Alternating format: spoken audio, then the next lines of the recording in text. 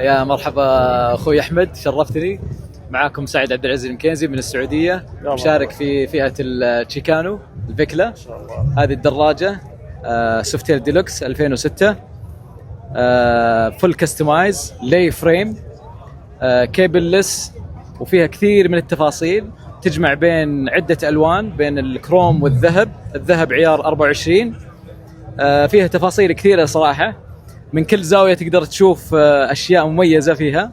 والحمد لله هذه اول مشاركه لي في ايفنت، والحقيقه سعيد جدا بالمشاركه. فعلا ايفنت يستحق الاشاده، وبنفس الوقت يستحق الاحترام.